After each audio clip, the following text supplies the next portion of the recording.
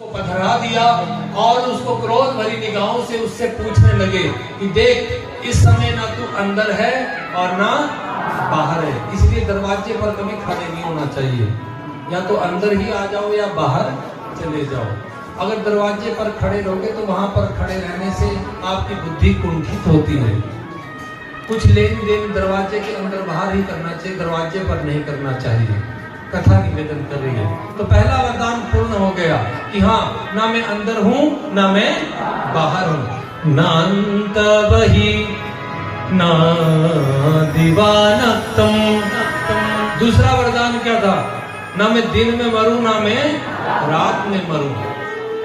तो भगवान ने कहा, देख हिरण्यकश्यपु, इस समय ना दिन है ना रात है, दो समय मिल रहे हैं। इसको कहते हैं संधि का समय। क्या कहते हैं? उस समय दिन जा रहा होता है, रात आ रही होती है।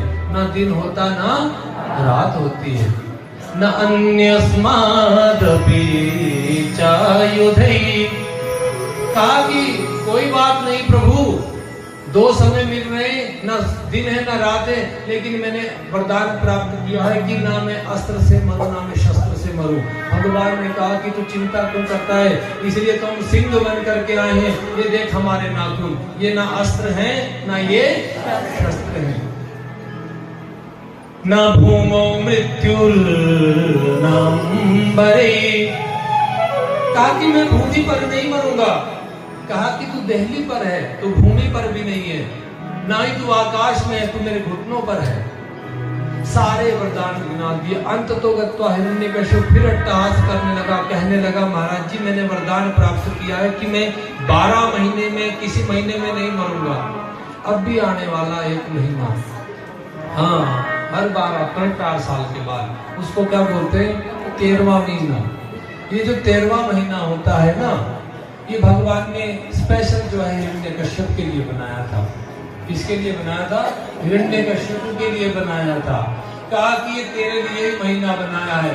बस अब जब सारे वरदान गिना दिए, समाप्त हो गए, तो मेरे भगवान ने एक क्षण का भी विलंब नहीं किया और अपने उन नाखून से जो है उस हिरण्यकश्यप के हृदय को जो है विदीर्ण कर दिया और उसकी अंतड़ियों को जो है अपने गले में धारण कर लिया और जोर की हुंकार भरी, पूरी मृत्यु भगवान की।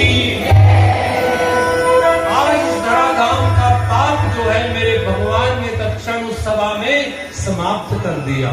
लेकिन भगवान को क्रोध आ गया। क्या आ गया? क्रोध आ गया। अब सारे देवता स्तुति करना चाहते हैं कि जाकर के भगवान की स्तुति करें, लेकिन डर से, भय से भयाक्रांत होकर के भगवान के सम्मुख कोई नहीं आ रहा है। जब कोई नहीं आया तो इंद्र ने कहा ब्रह्मा जी से, महाराज जी, जब पति देव को कष्ट, कोई क्रोध आता है ना, तो पत्नी देवी जी अगर सज धज करके सामने आ जाए ना, तो एक क्षण के लिए चाहे क्रोध शांत हो जाता है, क्योंकि उनकी मुस्कान में ऐसी कुछ अद्भुत कला छुपी हुई होती है कि पति देव हंसी पड़ते हैं, अच्छा आज तो सजी हो।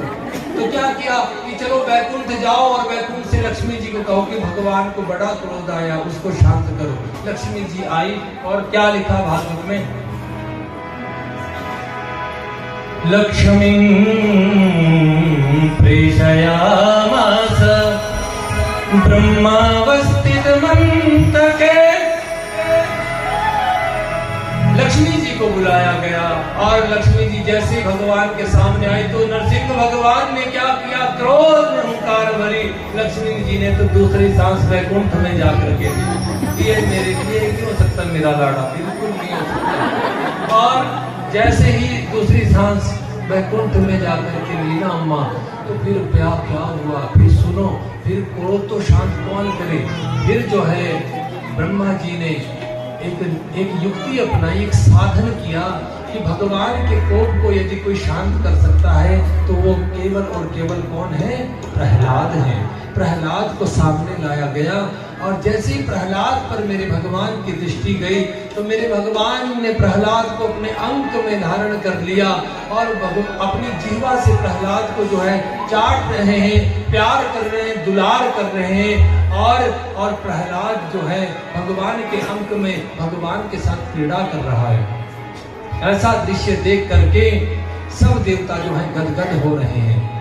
और आप जानते हैं भगवान का ये अवतार मुझे लगता है ये मुल्तान का जो क्षेत्र है इधर के आसपास हुआ होगा, क्योंकि देखना आपने वहाँ के सरदार भाई को मूंछों पर 12 बजे में होते हैं पूरे ऊपर। हाँ, विचित्र सिंह, ये सिंह जो होते हैं ज्यादा उधर होते हैं। हाँ, ऐसा मत सोचिए हम आप भी बोलेंगे नहीं हम भी सिंह नहीं, तुम नहीं हो सिंह उधर होते हैं। बोले वृंदावन बिहारी लाल की जय। प्रहलाद ने भगवान की स्तुति की, परा मनु महाराज जी से ज्ञान प्राप्त किया और ऐसा सुंदर ज्ञान प्राप्त किया जिसको जो है तुलसीदास जी के शब्दों में हम ग्रहण करके आगे बढ़ते हैं। सिया राम मैं सब जगदानी, सिया राम मैं सब जगदानी, सिया राम